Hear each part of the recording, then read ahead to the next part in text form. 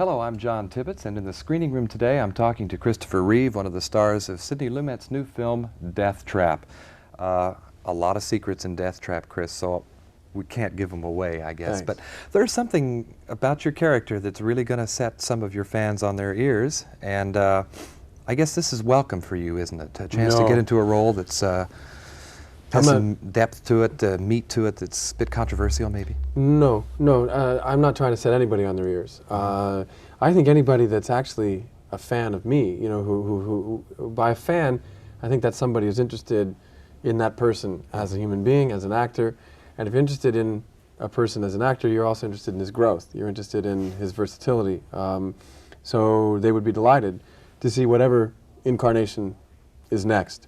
I don't think this picture stands anybody on their ear. I think that what it does is it entertains you and it scares you in a non-violent, non-threatening way, so that you laugh, you're scared, and you're taken on a trip of entertainment for a couple hours and brought safely back again, realizing it was all harmless, good fun.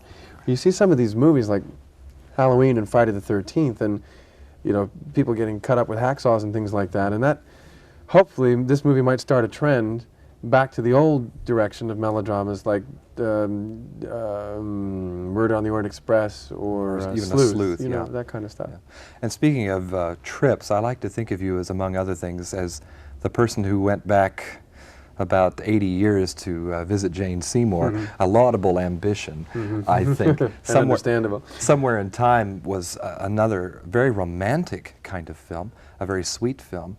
I think it's the sort of film that a lot of people would like to see more of. Yeah. Is the romantic kind of protagonist a good sort of role for you, as opposed to something like Deathtrap, say? I'm not fussy, you know. I'll take whatever's cooking. The only criteria is this a good project? Will the audience enjoy it? Will I enjoy working on it? And could I stand the idea of it being done by somebody else? If it's a part that would really bother me if it went to Joe X or whoever, you know, then that's something you should do. But I don't work just to keep working. I try to, I'm picking pictures that would give me satisfaction. I have nothing to prove. I'm not trying to prove that I'm different from Superman or any other part that I played. I'm just trying to do things that you get up in the morning and you enjoy doing. And Deathtrap certainly is high on the list of those things. I've never had more fun making a picture. Yeah. There are so many activities that you pursue. I, for one, did not know that you had played a lot of ice hockey. For example, a concert pianist, or at least an erstwhile pianist. Do you have a chance to practice the required number of hours? Certainly not a concert pianist. Maybe I mean, hold up that hand for a minute. You'd be great with Chopin Polonaises. Well, I can stretch a tenth, not any problem. You know, which is, when you're playing Gershwin, you really need to be able to reach tenths very easily. But anyway, sorry, what was the question? Well, I was just thinking, between the piano work and your work with glider piloting, you must have some great exit lines. In other words, if somebody's after you, you can just say, hey, pardon me, I'm going to go fly my glider, or practice the piano, or something like that. They might be the kinds of things with which you can get away from the world for a while and get into yourself a little bit. Yeah, but they're also, that slightly paints the portrait of a loner, of somebody who's sort of hounded by celebrity status and is trying desperately to run away. That's not true at all, because in gliding, in music, skiing, whatever, they're all things I do with other people. They're all things I do with friends that I share, that are, you know, involved. They're not, it's not a hermit-like retreat. I think the only time that I've ever really disappeared from view was I made a transatlantic flight, a solo transatlantic flight in my own plane. And I told one time, I said, I flew solo across the Atlantic. Really? Who went with you?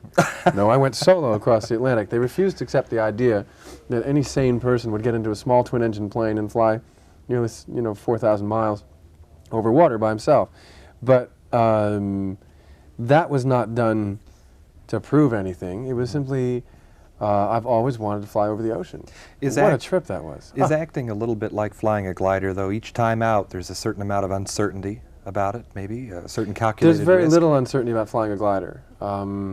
What is nice is that every flight is different, because the weather is never exactly the same on 2 different days. But there is no doubt of what you're going to land safely. And you're going to land someplace nice. Sure. And you're going to, no. Really? Dead serious. There's no doubt, but you're not going to. It's about as dangerous as flying on a 747. And if you think that's dangerous, then everything's dangerous. But flying a glider is a wonderfully safe, relaxing sport, and I think maybe acting is too, or it can be. There's certainly been a lot of adventure in your life.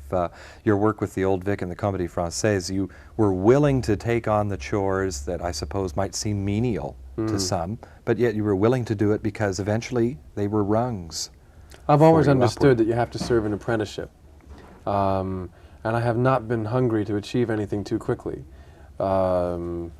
If you achieve success or status too quickly, then you have to go back up and try to learn parts of your craft that you missed. You cannot rush the pace of development of your own talent, although you can become famous like that. So those two things have to be balanced, and in a lucky career, the talent and the success walk up the ladder sort of in partnership. So I've always understood, yeah, I'm gonna you know, sweep the floors for a while and hang from the ceiling, and I've got all this stuff to do, and then one day I'll reap the benefits of that. Because director Sidney Lumet wanted to shoot so much of Deathtrap with extended takes, did you find then that your theatrical background was of value to you? Yes, I think someone who does not know about the theater and does not know how to sustain would be in trouble.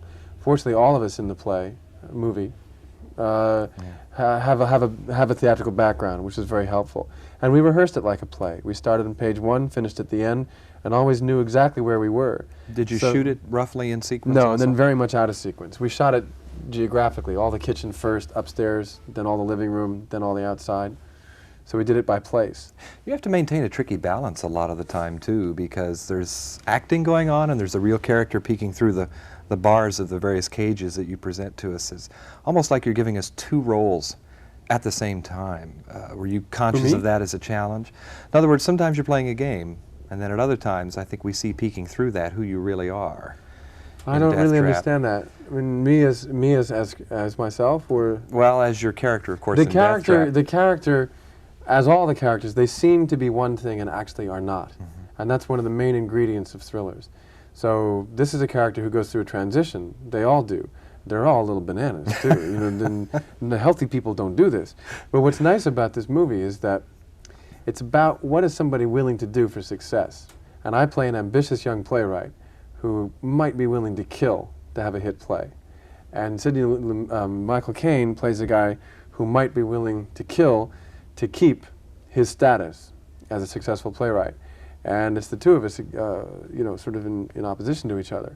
But, you know, sometimes people say, boy, I would kill to be like that guy. I would kill to.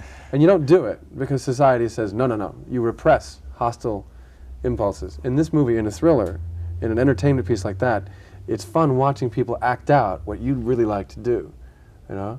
If I see that guy, I'm going to kill him, you know, and this kind of stuff happens, and I think that's fun to watch. Chris, I think there's a glider outside waiting for both of us. We'd better get out of here. Yeah. We're out of time. Thank you so much. I'm John Tibbetts with Christopher Reeve in Deathtrap. We'll talk to you next time.